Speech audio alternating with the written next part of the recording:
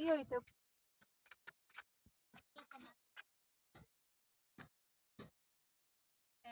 sasa eka hivi related to hivi.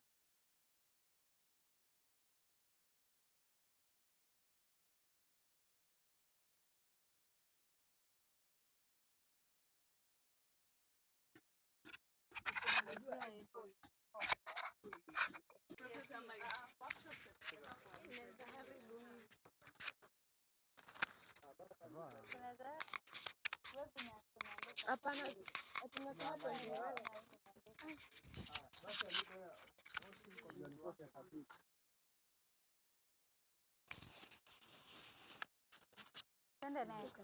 Why katoka? You sasa si community. Remember our nanini young people.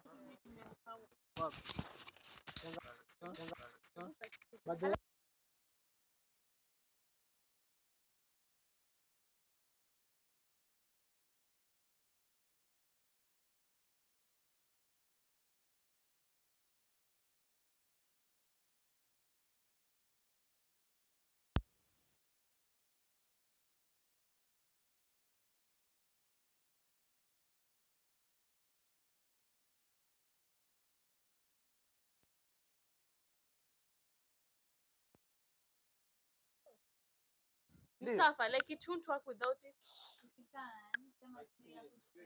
Ile nauliza yoke and AIDS among adolescents and young people. Objective ya pili ni increase HIV prevention knowledge, start access to HIV diagnosis and treatment among adolescents and young people. Hizo ndio objectives tunafanya. Then HIV infection and young people, we have various points zenye tumepata.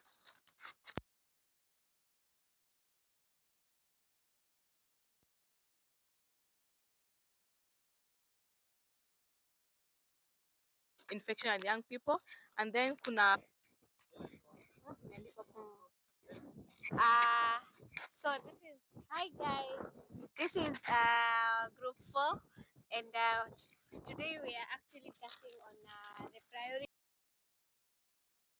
when it comes to triple threats, and our priority area number 4, we are looking on issues of key factors that escalate. So what are those risk factors that lead to issues when it comes to triple threats? And we talked about issues to do with drug and substance abuse among adolescents and young people, and we also talked about increasing the proportion of the community, especially on looking about sensitization when it comes to the triple threats. And also we looked the aspect on how do we make sure that we increase transition of pupils in when it comes to secondary schools. And also we also looked about the increased proportion of young people when it comes to how do they gain their full employment and skills, and in terms of the vocational trainings that we do. So we also looked about the aspect when it comes to increase the mean of age adolescent on HPV vaccine. And when we talk about the issue when it comes to the proportion and transition of secondary schools, one of the things that we looked about was the aspect of offering scholarships and bursaries, because we found out that most of these issues that lead to transitioning of young people when it comes to the secondary school, it's really important for us to prioritize and offer scholarships and bursaries so that they go back to secondary school. And another thing we also looked about, as young people, there is a lot of issues when it comes to in terms of them getting to have their secondary schools. We looked about for them to get free secondary education so that they can be able to learn. And also the aspect of career talk and academic talk is also important in the young people's life when it comes to transitioning of schools. And also the aspect of the feeding program, because most of the schools in Kilifi, the issue of poverty is really at at a high end. So most of these young people are also in schools, and most of the time they drop out of school just because they don't have food. So we thought that if we could have feeding programs in schools, we could bring a lot of transitioning of schools, a lot of transitioning of young people in terms of going to secondary school. And also we looked about, as much as they go to school, if we can be able now to increase their skills and empowerment, it's something that can be really added as an advantage. So we also looked about how do we increase community members when it comes to sensitization of triple threats. One of the things we looked about was the aspect of the community dialogues and campaigns, because when we have dialogues and community campaigns, because most of this community that we live in, they don't have more information when it comes to triple threats. And we felt like as a group that it is really important to have community dialogues and campaigns so that we can be able to advocate when it comes to triple threats. And we also talked about the aspect of youth-led advocacy, because triple threats, it's an issue that is within our community, and can be able to push, and also push when it comes to the ground, when it comes to the when it comes to the triple threat, reducing the triple threat, and also having a meaningful youth engagement when it comes to the triple threat. And thank you. So I don't know my. Shamaliza. Wacha tuendelee. Haya. So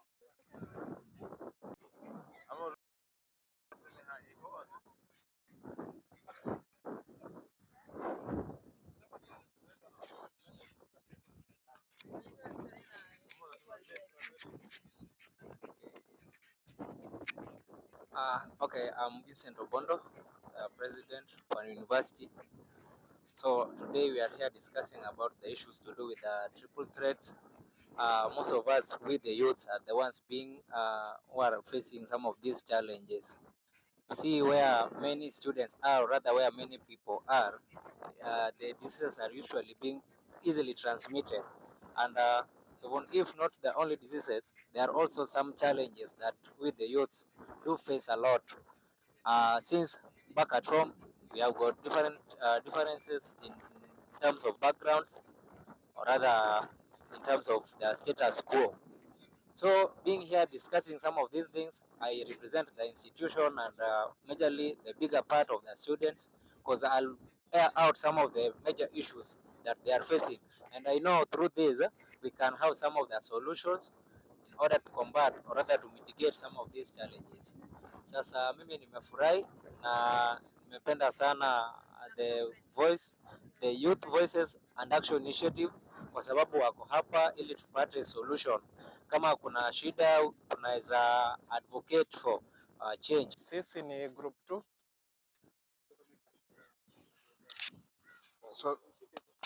So sisi ni group 2. Tumekuwa tukiangalia priority number 2 na my group members wako hapa kama unavyowaona, na wametengeneza so many good activities ambazo zitasaidia kuaddress priority number 2, which is all about reducing teenage pregnancies, how we can fast track to reduce adolescent pregnancies in Kilifi County. So activity moja ambayo tumeisema ni Adolescent Mentorship Program ambayo itafanyika katika all the wards in Kilifi County, kuhakikisha kuna sensitization on sexual reproductive health services, mambo ya prevention na some of the contraceptives ambazo zinaweza saidia wasichana wasipate mimba. So another activity ambayo tumesema ni distribution of dignity kits, na tunajua kwamba dignity kits ni challenge ambayo inakuanga sana na wasichana na pia wavulana, na inawachangia wao watafute sponsors ambao wanawatia mimba. So another activity ambayo tumesema ni health talk, na health talk inafanyika kwa mashule again ni kupeana information kwa wasichana na wavulana kuhusu mimba za mapema. Tunawapatia pia life skills, wajue how they can prevent themselves from HIV and STIs, na pia wapate information on teenage pregnancies and how they happen. Tumesema pia activity ya Know Your Right forums ambayo itasaidia kuenrich our policies na legal environment Kilifi on matters sexual reproductive health. Another activity ambayo tumesema ya kuensure tuna reduce teenage pregnancy ni comprehensive sexuality education kwa wazazi, kwa parents, kwa religious leaders, pia wao wasaidie kama watu ambao wako na influence kwa jamii. Wazazi wajue mambo ya parenting through the positive parenting activities na open dialogues, na pia kuna activity ya follow up on return to school policy ambayo ilitengenezwa na serikali kuhakikisha wasichana ambao wanapata mimba hawakosi nafasi ya kujiendeleza kimasomo, na tuone wale ambao walikuwa wamepata mimba wakuwa primary wamerudi primary school na wakapata nafasi ya kuendelea hadi kwa secondary schools, waende wakimaliza secondary schools waende kwa tertiary institutions na wapate course ambazo zitawasaidia kujikimu kimaisha. So tumesema pia kutakuwa na summits, na hizi summits ni za kuongelea masuala ya policies, manake kama vijana watu wengi hawaelewi mambo ya sera na sheria ambazo zinasaidia kupunguza idadi na takwimu za mimba za pills ambao wanastahili wa transit to the secondary schools. So ni tunastahili tukuwe na safe spaces for adolescents, tuongelee masuala ya sexual reproductive health, mambo na sexual transmitted violence. And then among the last activities sema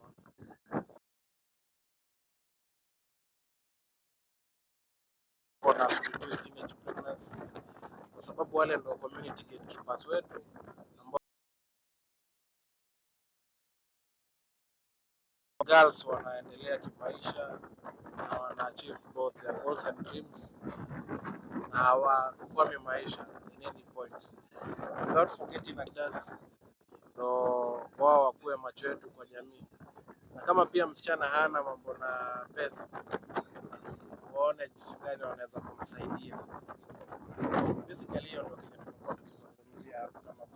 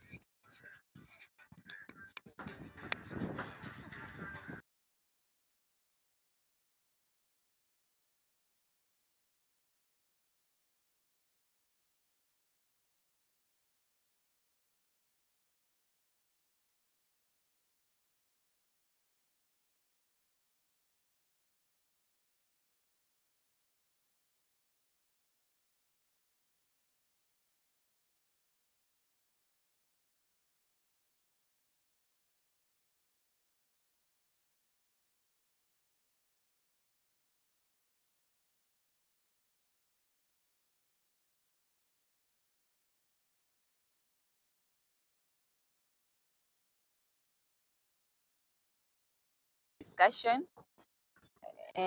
Priority area number 3, commitment to eliminate SGBV.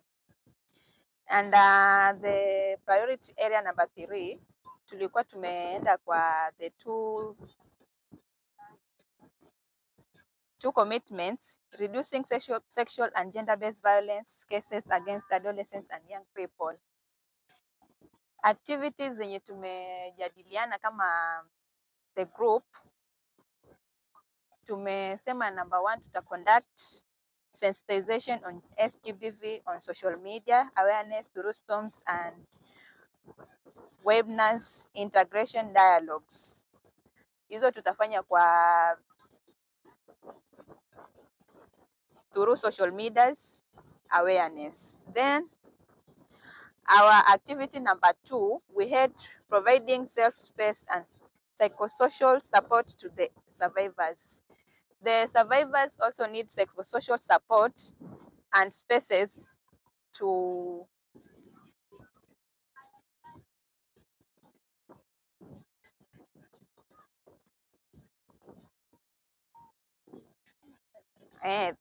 the survivors wanahitaji hizo spaces za kujiweka sawa na pia wanahitaji psychosocial support. Then in our activity number 3, tuta provide survivors with comprehensive care packages including medical care, psychological support and social services. Then tuko na activity number 4 wenye tuta facilitate community dialogues that brings together diverse groups to discuss SGBV, share experiences and develop local solutions. Hapa ni kuleta the groups zenye zina work katika SGBV sessions kwa dialogues. Hapa watashare experiences, alafu tutakuja na solution ya kufight hizi ili kueliminate. Then we have establishing peer lead clubs or groups in schools where young people can discuss SGBV, gender equality and health relationship in a safe space.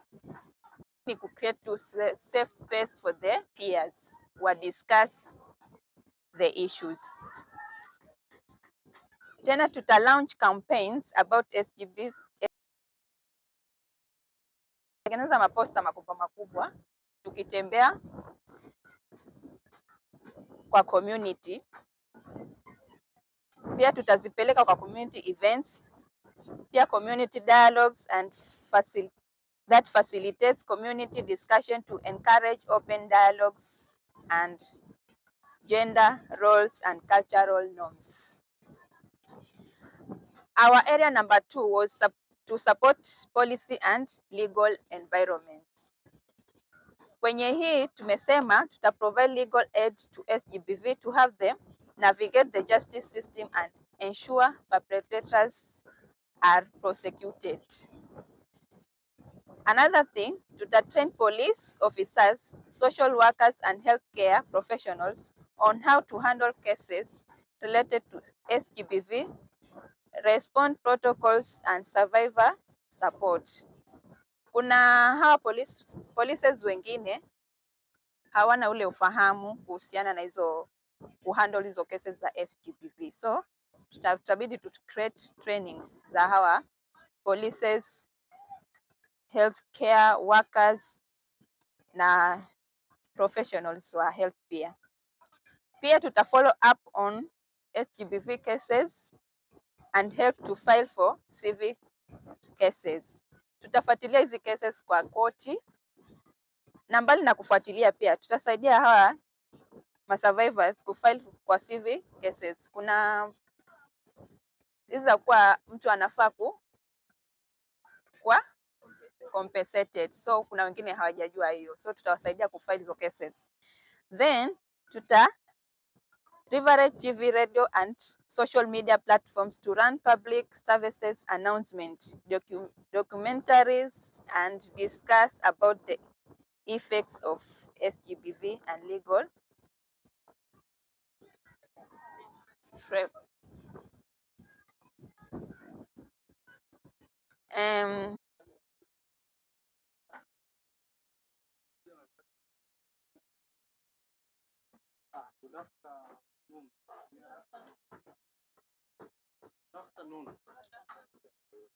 So, tunaanza na group gani? Group 1, group 4. Group gani sasa? Simuamua moja. Group 1. Group 1 inaonekana imepigiwa kura sana. So, Si kuna zile stuff zilikuwa in grey. Ha? Kuna zile stuff zilikuwa in grey. So you read the priority, read the first grey, the activities under it, the second strategy activities under it. Hivyo, sawa? So that kila mtu aweze kufollow the flow. Sawa? So what will happen after this? Munitumie hizi soft copy. Sawa? Mnaweza kuja watu ile namshikia mwenzao flip chart kama mko na flip chart ndo aweze kupresent vizuri. Sawa? Group 1.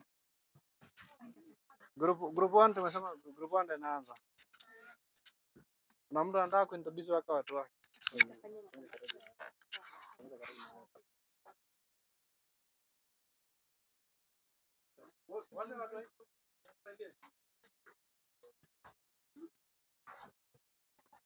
The end of new HIV infection and AIDS among adolescents and young people.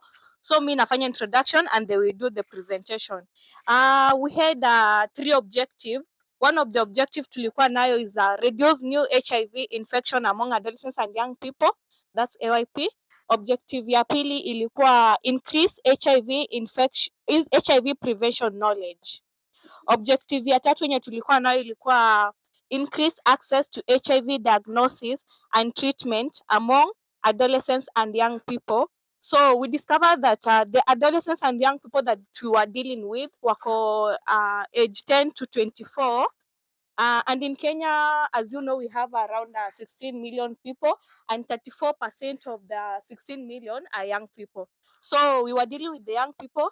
Yeah, my fellows here will do the presentation. Yes, good afternoon. My name is Abdallah Kahindi, and I'm going to present to you according to our priorities. So, point number 1, reduce the new infection among adolescents and young people. So, what will be focusing on? The CSE in schools and communities. Yeah, because we are all aware that most of the adolescents are still in school, and again in their community, having awareness. So it will be better for them to integrate so that we can create the awareness for them to be on the safer side. Second point, peer support programs through training adolescents and the infected to counselors, because among the youth, among the adolescents, if you happen to train them, most the infected, an adolescent is very confident in information. Advices are there, but they may not be in function. For a policy to be amended, it will be much easier for the adolescents to seek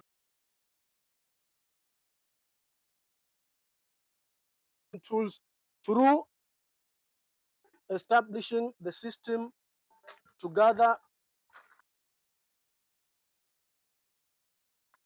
So my fellow will do the. Okay, good afternoon. My name is Vanessa Afula. I'll be taking you through the second objective, which is the increase HIV prevention knowledge. So the activities that will be undertaken here, first, will promote the proper use of condoms through youth-friendly. When we engage youth in these friendly facilities. The second one is develop and promote information on sexual health and leverage digital platforms. For example, designing of posters and brochures. The third point is use of entertainment and creative arts through music, festivals, and theaters. Another one is to train healthcare professionals to offer non-judgmental, stigma-free counseling and services related to HIV prevention and testing. I think that is self-explanatory. Okay, the third strategy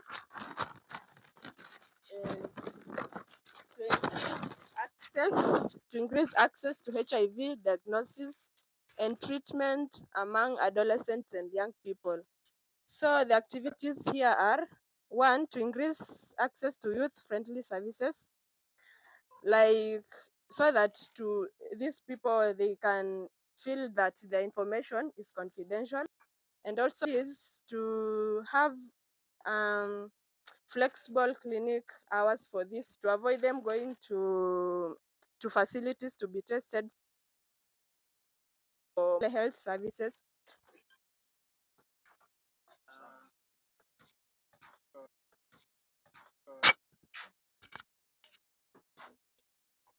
Group 2 members.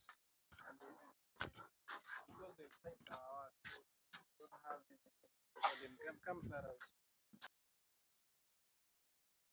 We'll do the introduction and then everybody in the group will present something in the spirit of teamwork. Doing priority area 2, accelerating progress to reduce adolescents pregnancy strategies. Number 1 was reduce pregnancies among adolescents girls. Number policy and legal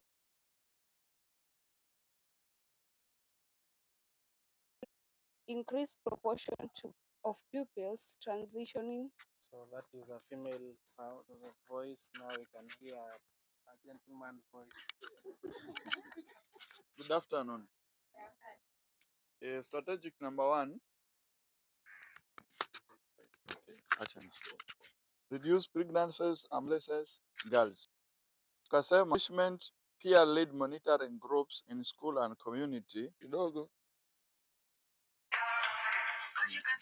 So who provide guidance on sexual reproductive health rights, personal development, and reproductive health. So that is our first activity under that strategy.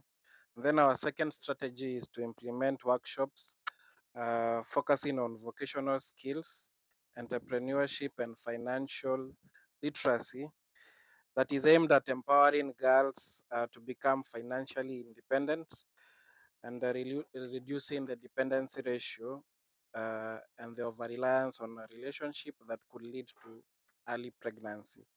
The third activity under that strategy is to conduct a school-based sexual reproductive health right awareness campaign, which will involve offering IEC materials such as pamphlets and combining this with health talk.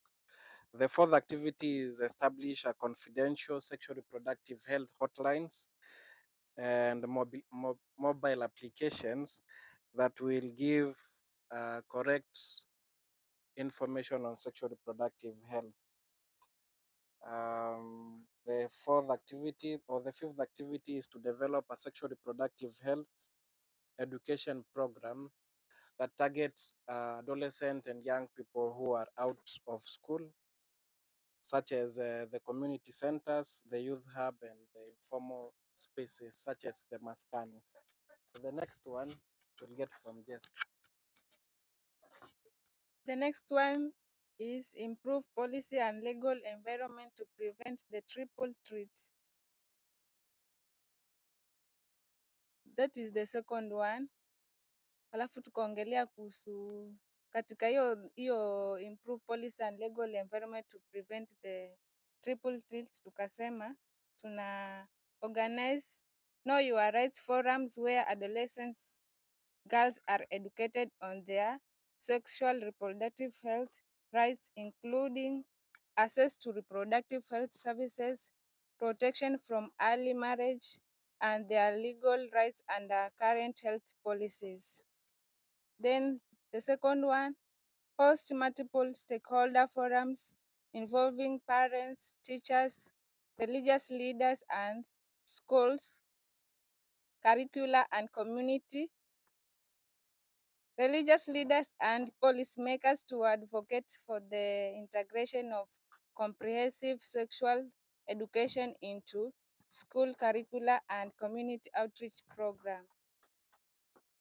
The third one, facilitate community dialogue sections to address harmful cultural practices such as early marriage, which contribute to adolescent pregnancies engage traditional and religious leaders to champion cultural change, conduct a national and county level review of existing laws and policies on adolescent health with a specific focus on adolescent pregnancy prevention, HIV/AIDS and GBV.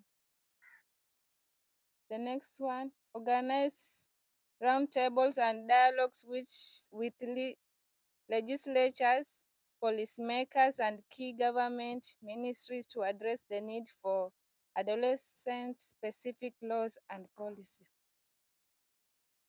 Work with the Ministry of Health, Ministry of Education, and other stakeholders to develop a national framework for monitoring the implementation of the adolescent health policies, including the prevention of adolescent pregnancies, HIV, and GBV. The next one. The last one, Sarah. So I'm going to present the ISO activities, the increasing proportion of pupils transition to secondary schools. And we are going to conduct one activity is conducting adolescent mentorship programs to include educational guidance and support, encouraging girls to prioritize school and continue through a secondary education, particularly for those at risk of pregnancy. And then another one is conduct adolescent mentorship programs to include educational guidance and support, encouraging girls to prioritize school and continue through secondary education. Let me repeat the same. So the other one is going to introduce digital learning tools and platforms that offer educational content, mentorship, and career guidance to girls. This could be a mobile app or an online platform intended to provide girls in rural areas with additional academic support and access the mentorship for role models. And then there's establishing of a tracking system to monitor girls who drop out of school due to pregnancy, ensuring they receive support to re-enroll and transition to secondary schools once they are given birth. And then the other one is to provide financial aid, scholarships, and school supplies, including dignity kits to girls from low-income backgrounds, ensuring the economic challenges do not impede their transition to secondary education. And then the last one is to advocate for the development of safe transport services or boarding facilities for girls living far from school, reducing the risk of dropouts due to the long and unsafe commutes. So those are the activities that we came up with group 2 to reduce the adolescent pregnancies. Yeah. Thank you. Why not appreciating us?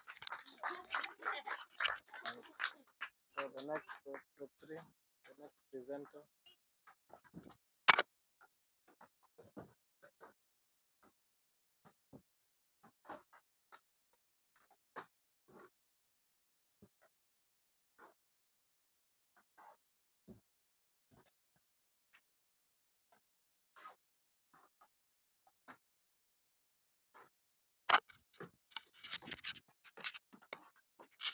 Good afternoon. So, priority area 3, commitments to eliminate SDBV. We had 2 objectives. I'll be taking you through one, then she'll be taking you through the other one. So, the first objective, reduce SDBV against adolescents and young people. So, the activities we had conducting sensitization on SDBV through social media, and providing safe spaces and psychosocial support to the survivors,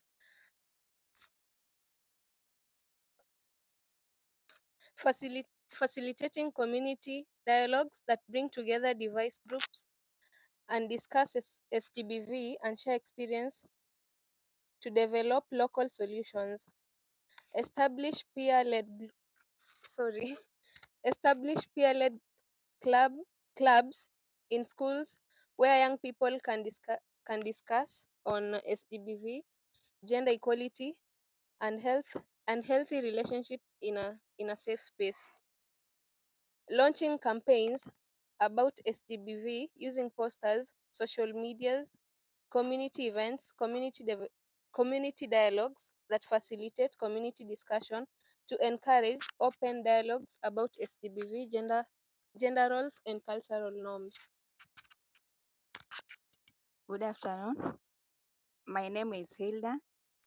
I'm on objective number 2 of the which is supporting policies and legal environment under the priority area 3 on commitment on eliminating SGBV. Our activity number 1 on supporting policies and legal environment, we said we will provide legal aid to SGBV to help them navigate the justice system and ensure perpetrators are prosecuted. Also, we will train police officers, social workers, and healthcare professionals on how to handle cases related to SGBV, respond protocols, and survivors support. We will also follow up on SGBV cases and help to file on civic cases. Also collaborating with civil society and human rights groups to propose policy reforms. We will also leverage TV, radios, and social media platforms to run public services announcements, documentaries, and discussion about the effects of SGBV and legal options on options available for survivors. We will also lobby for a one-stop station that entails gender policy officer, health personnel that will faster response to SGBV cases. Thank you.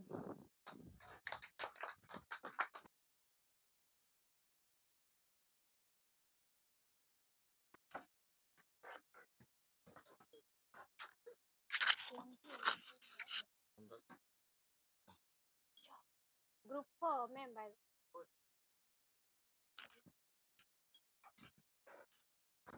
Group 4 members.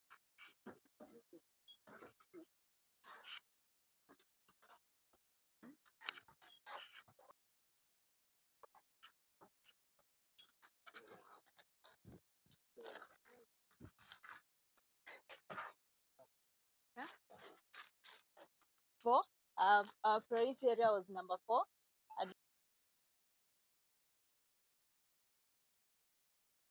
Threats. Um, the first one was to increase mean. The activity is comprehensive sexual education, which is age appropriate according to the age of the target group. To enhance youth-friendly services, such as conducting activities such as counseling to the youths. Also to advise on delaying sexual activity in the youth. Some people don't know. They think maybe there is an age where I should start having sex or something. So we educate them on the same. Also, we do an activity and engage with parents and guardians concerning the positive relationship between a parent and the kid. Relationship in schools, they was equal, like ashamed talking about it because it's there. Yeah, and also in the engagement to address the gender and cultural norms, and also in the religious Chiefs and adolescent girls, and also engage and community leaders on how they can advocate, also how they can be able to reduce the myths and comes to HPV vaccine. So on our third strategy was to increase proportion of pupils transitioning to secondary education. Also, we talk about the career talks and academic to enhance them to know their career way on how to cycle. Once a girl has already started menstruating, even to go to classes even when they are menstruating. We have another one, feeding program, training in the curriculum. Not only concentrating on the on drug abuse so that teenagers and the young people should know and be aware of the harmful effects of the drugs. We have peer education on drug abuse.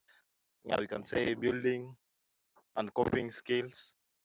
We can also create employment because we all know that most of us are youths, we are unemployed, and because of that, we use a lot of drugs. But when you're unemployed, maybe it can limit because you cannot be high. Time during evenings or weekends. You can also have media. You can also create sports and recreational activities, more so during long holiday because of idleness. But when you have this sport prevention strategies, maybe discipline, because tunajua mambo ya drugs important and maybe we expect of increased proportion of young people market relevant skills, providing them with relevant skills when they can be able to get in the vocational training, and also important so that they can be able now to know how to communicate, how to have problem solving skills, and also we also and attachment is one of the gain of young people for them to access employment, and also the where young people can be able to have a full and also career guidance and youth dialogues, and we talk about the triple threat. It's something that we can be able to make sure that sensitize, and also having youth-led advocacy as young people we can be able to take lead of our initiative. We can be able to advocate when it comes to triple threats, and we also talked about the social media mobilization. Young people have the ability to mobilize each other, so it's also an opportunity that we can take advantage of so that we can be able to scale up and talk about issues when it comes to triple threats, and also partnering with the cultural and religious leaders, because as young people we have our own diversity and we come from different cultural and religious background. We can also use that to be able now to have. So the last part was capacity building and to be able now to have and skills when it comes to our issues in the community.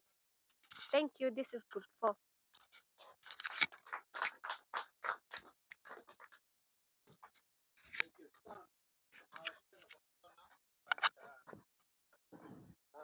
So umeshapangana ni nani ana present kesho?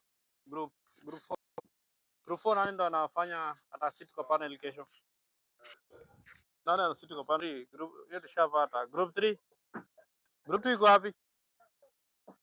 John ndo atakaa. Si ndio? Group 1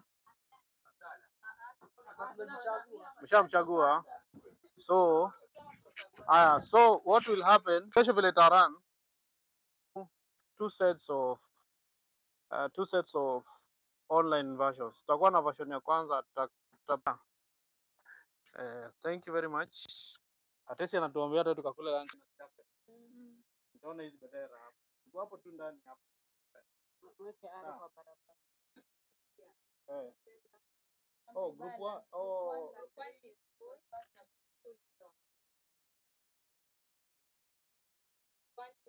Yes, then the other person yeah, ndio utakuwa umepiga hizo questions. Yani questions hata moderator anataka kutengeneza questions zake. Unafaa kuwa na maswali. But what will happen at the end of it, we'll read it as a communication. So, yes, we'll have one song. Tuna decide to be ikisonga. So